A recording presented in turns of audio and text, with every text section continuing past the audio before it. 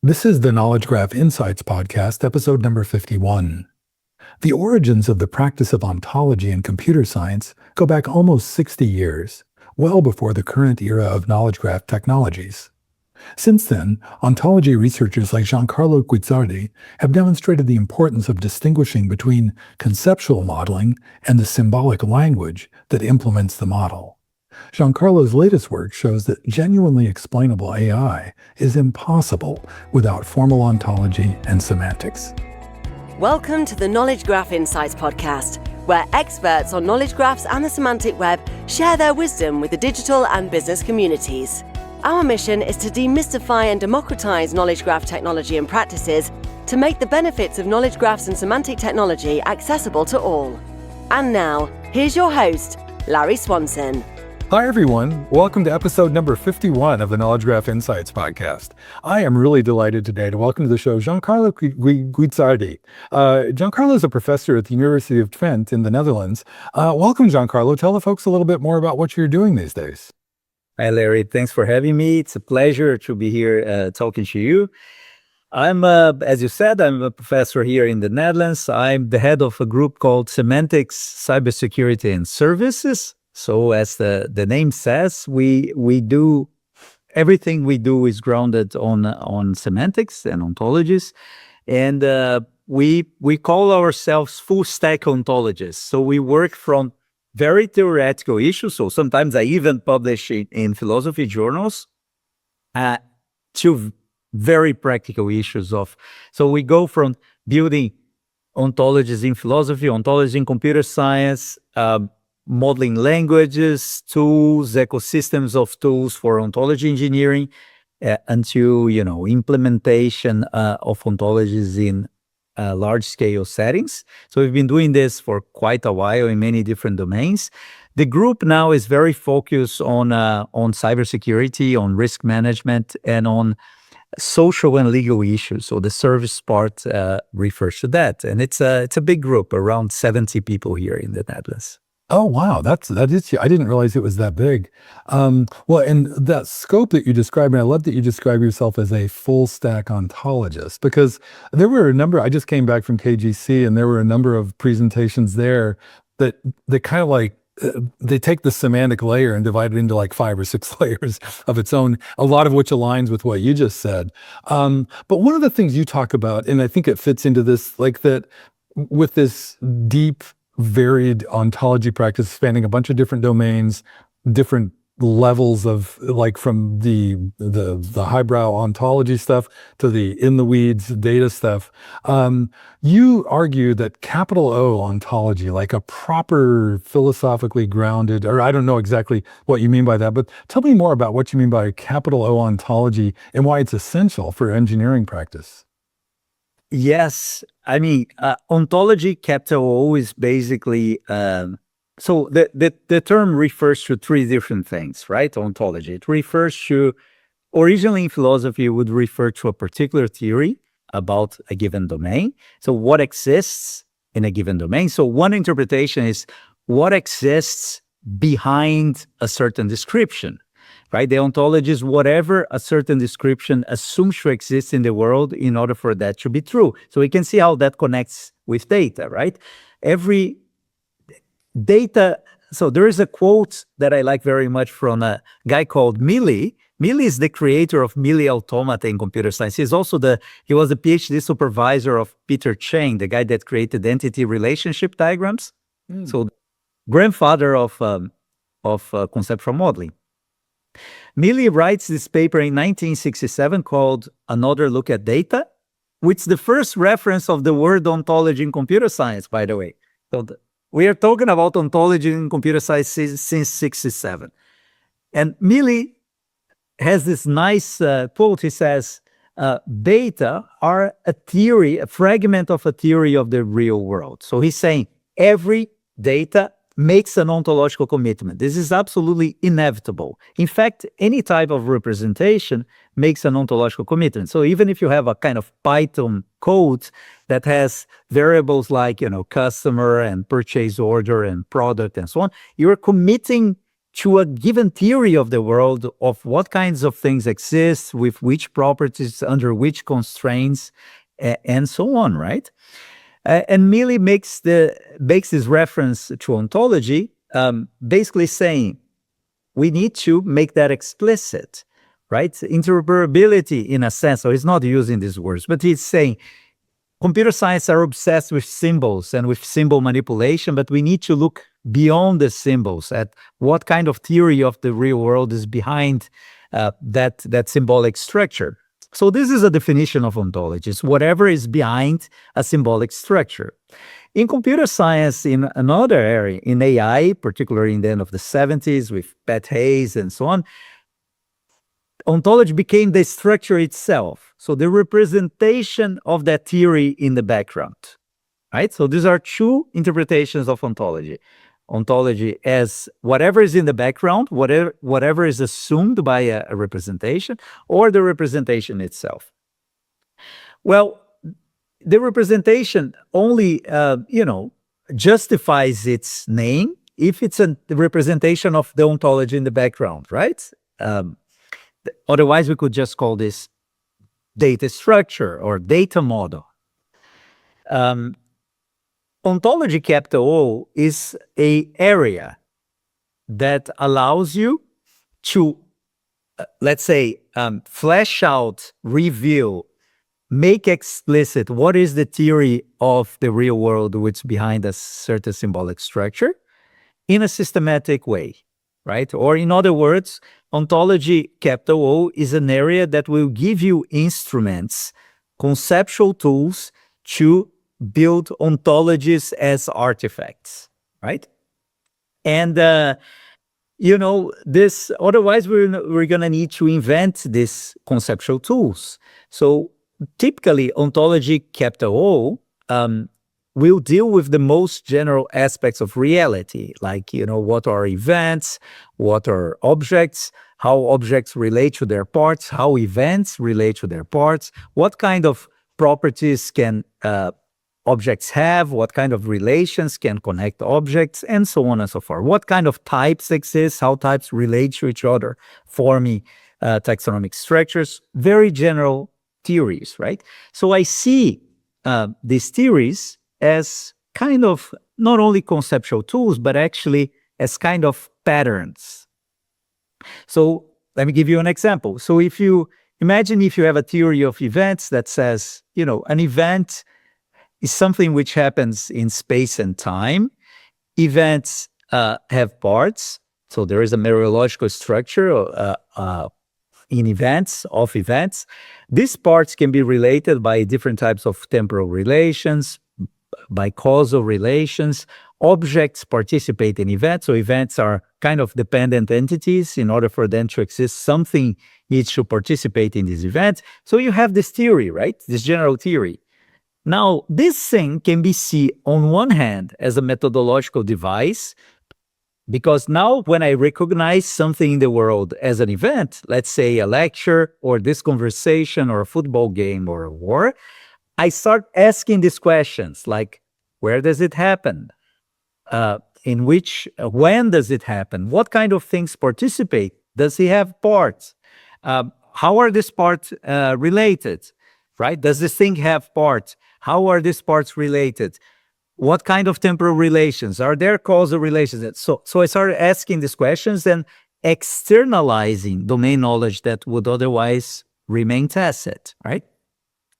But this thing can also be thought as a kind of design pattern, right? That helps me to instantiate, to specialize that entire structure for a given situation, for a situation of this conversation or a lecture or a war or an election or a football game.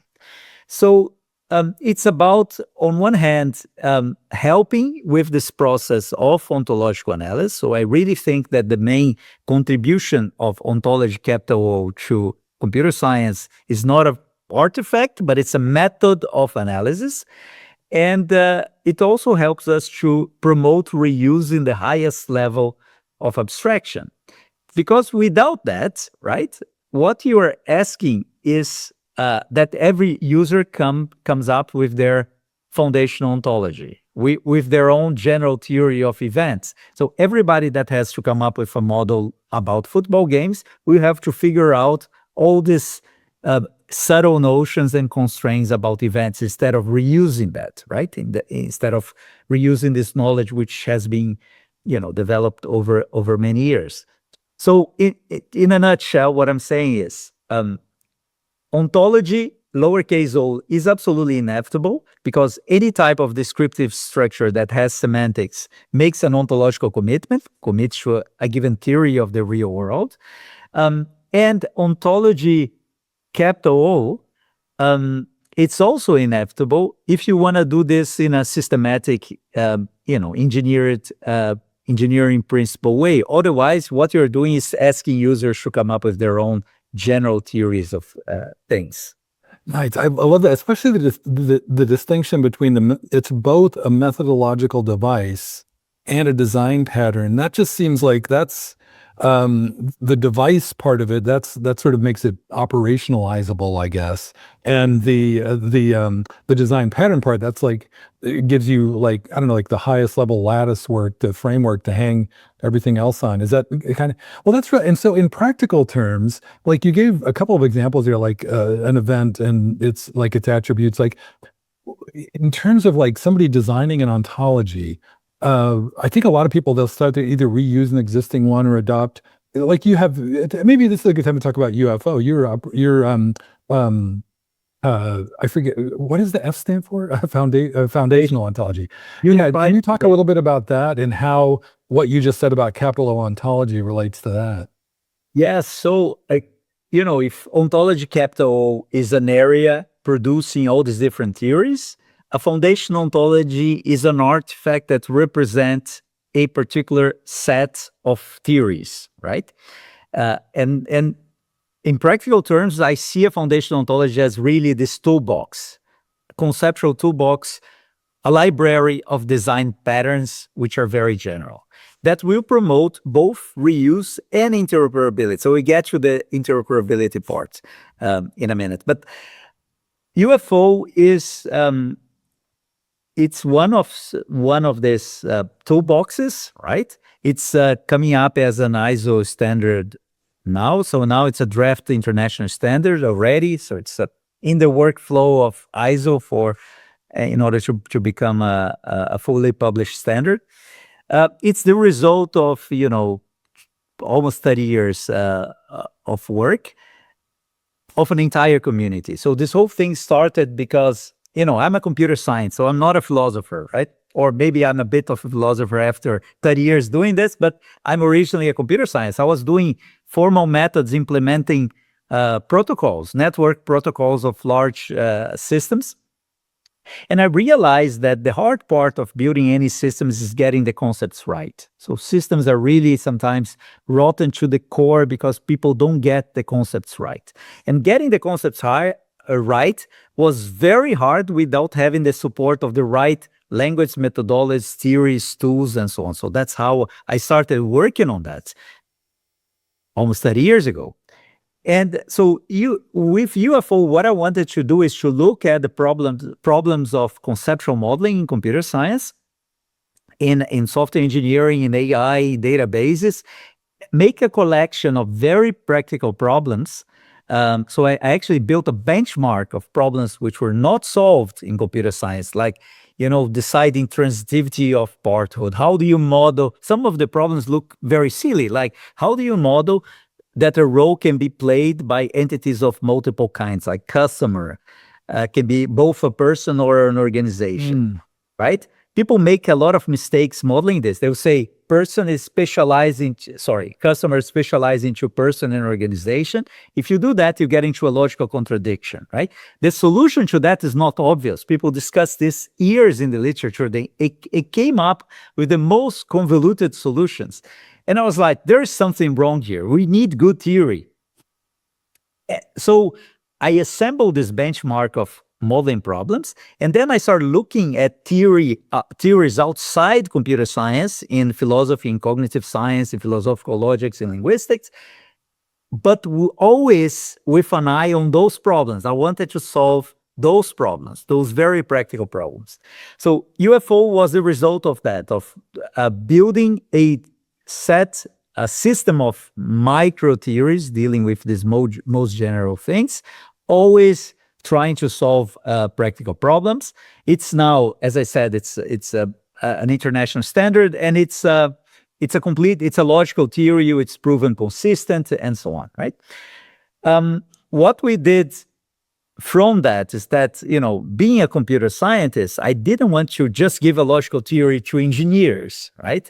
I don't want that people, in order to use UFO, they would need to extend the logical theory. I thought this proposition was completely absurd. So I wanted to build engineering tools to help people build models that were consistent with UFO, that would reuse these patterns in the background while shielding them from the complexity of the ontology itself, right? And for that, we designed this language called OntoUML, which is now in the process of standardization by the OMG. So it's a version of the UML language, but it's actually, it has a form of semantics. It's connected to this ontology in the background, and it's actually a pattern language, right? Because you are reflecting these patterns now in the language. But then you have a diagrammatic visual language, a pattern language that helps people reuse all these theories in the background. And we built a bunch of other stuff, interesting things around OntoUML. So catalogs of anti-patterns. So we automatically detect certain anti-patterns and rectify them. So tools for formal verification, for validation. We can talk a little bit about the difference and why this matters for ontology and interoperability, for verbalization, and for code generation, right? And here's something that I think it's worth spending time with. I really believe that we should look at ontology engineering from an engineering point of view and do what all other branches of engineering do, which is to separate the problem of conceptual modeling from the problem of design and implementation, right? So when you're doing conceptual work in engineering, you are trying to, if you are representing things, right, what you're trying to do is to get the best possible representation that will solve the problem at hand, right? So you are trying to understand the domain in the world that you are representing in a way that's semantically transparent and adequate, that really tells, I think of these things as kind of contracts. What it's telling the world, what is your worldview about that portion of reality. So these conceptual models are there to help you to do meaning negotiation, to do domain understanding, to do problem solving, and so on. Once we understand that domain and all the subtleties of that domain, then we can automatically generate implementations from that, right? So from the same conceptual model, I can generate several different implementations. And these different implementations could address different types of non-functional requirements, right? So when we come to ontology engineering, I think what people call ontology languages, for example, in the semantic web, like OWL, RDFS, property graphs, all that, they are actually implementation languages, right? So they are languages that have the characteristic. First of all, they are logical language. They have zero ontology in it. They are ontologically neutral because they're basically logics. And they have very low expressive power. And they have low expressive power for a good reason. So they were designed to focus on retaining certain computational properties. And it's a well-known thing that you cannot, expressivity and maintaining these computational properties are in a kind of trade-off. So they would favor the latter, right? So OWL, for example, was designed to be in a certain computational complexity class and to be adherent to the model of the web and to basically optimize for certain architectural choices like, open world assumption and non-unique name assumptions, all that. These are all design concerns. Sometimes you don't need any of this. Sometimes you can reason with closed world, and another another implementation choice would be better. Sometimes you don't want to reason with data. You want to represent data, but you don't want to reason with data. And this thing would be too much. Sometimes you want to map this to a kind of theorem prover, but these are all implementation choices, codification choices, right? So from the same model, you can generate all these different things addressing these different design non-functional concerns as I would see them. So OntoUML is a language designed for this conceptual level that will guarantee that you get the model that represents your worldview about that domain with all its subtleties, because you want to solve this interoperability problem when you want to connect that model to other models, but you also want to reuse that across all these different implementation. So we actually have tools that will generate OWL, for example, automatically from OntoUML, and from an OntoUML model can actually generate several Yeah, that's what I was just going to ask because I really appreciate the teasing out the conceptual understanding from the implementation, but like for like most knowledge engineers, they're doing it in OWL or RDFS or some RDF, some RDF application. But do the use of your ontology framework, is it as much about like people doing, stuff in like Prolog or Datalog or like Python stuff as well as this? Because, and the reason I ask about that is you mentioned several times the notion of interoperability, which, and the web nativeness of OWL and RDF in general gives, that's just built in. But are there other considerations like that? So what would you say is built in RDFS and OWL? Oh, just the notion of their web native, like, it's built to the web, where a lot of computer science stuff maybe doesn't happen on the web. And I think that, but also the notion of interoperability. Anyhow, those are two things that jumped out at me. Yeah. So let's get to that, right? So, people use ontologies to map to many different things, right? So relational database, for example, or theorem provers. I was talking before about this idea, the difference between verification and validation. So verification is basically, in this context, verification is checking if you got the model right. Validation is checking if you got the right model. These are very completely different ball games, right? So verification in ontology is checking if your model is consistent, basically, if it's satisfiable, if it's devoid of mistakes, right? Validation is this thing representing my shared conceptualization of reality, right? Is the model really representing my worldview about that domain? And most of these logical languages are kind of useless for validation, right? Because think from a logical point of view what validation is about. Validation is you have a representation. There are a number of possible interpretations of that representation, right? So if you think in logical terms, you have a logical theory and you have the logical models of that theory.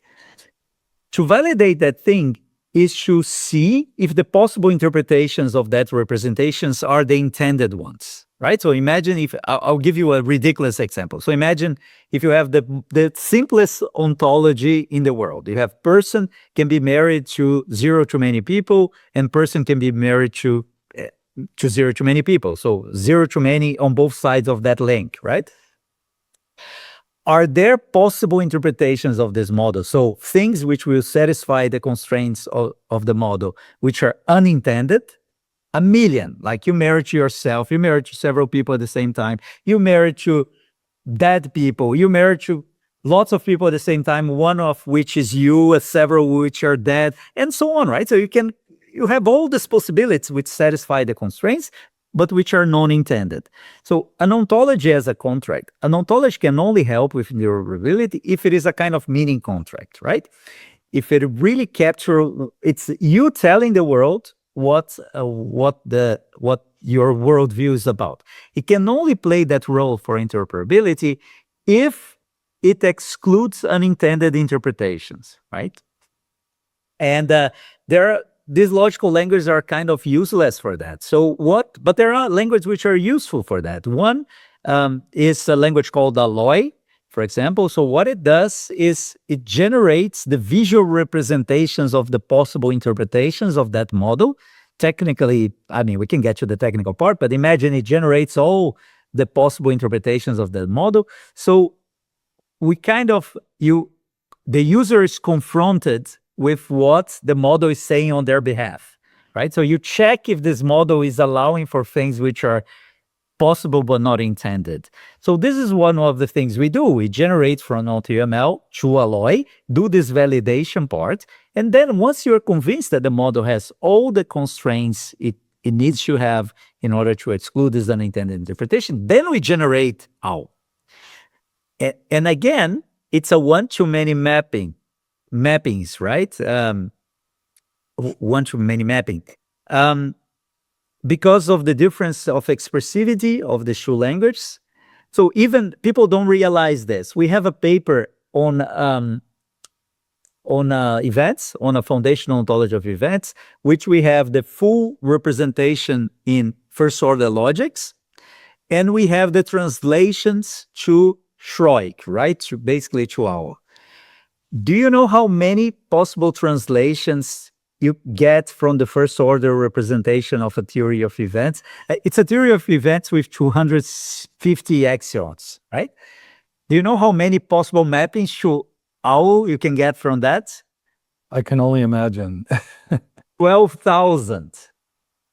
Right? So think about this for a minute, the gap between the two things, right? It means that when you do your ontology of events in OWL, you are making an unconscious choice of one representation in a set of 12,000 possibilities. So that's what you're leaving at the table.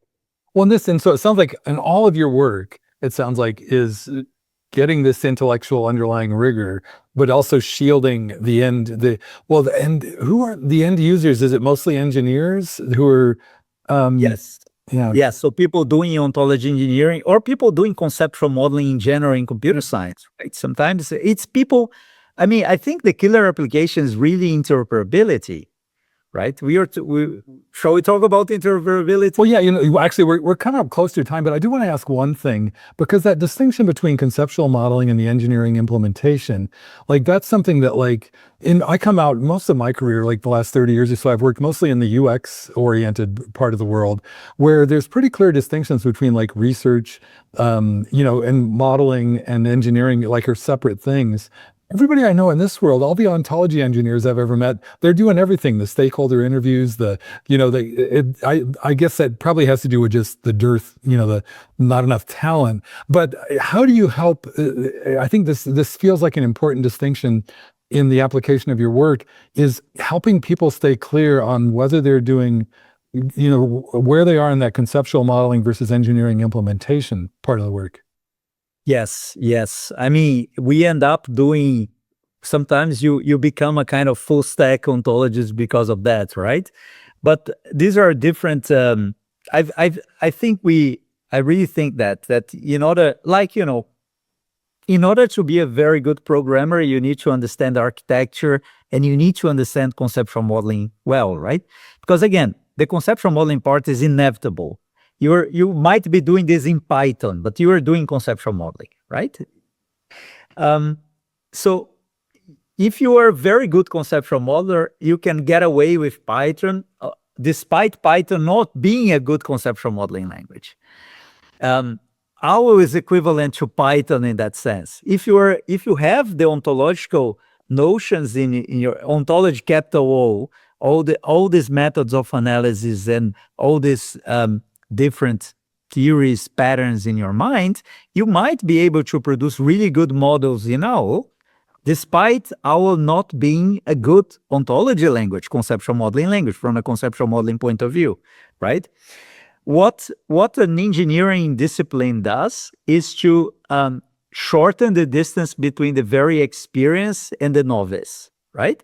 So if you're doing this for 30 years, maybe you don't need any of this because you've been exposed to this already for 30 years and you got these patterns. You have a foundational ontology in the back of your mind, right?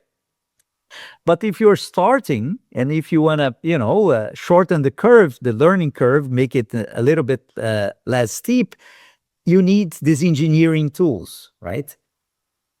That's exactly why I brought that up, because the whole point of all my podcasts, I've done over 300 now, is democratization of practice and democratization of the benefits of these practices. So, hey, Giancarlo, I can't believe it. We're coming up on time already. But before we wrap up, is there anything anything that we didn't get to or that you want to revisit from the conversation? Yeah, so we didn't have time to talk about the relation between ontologies and explanation.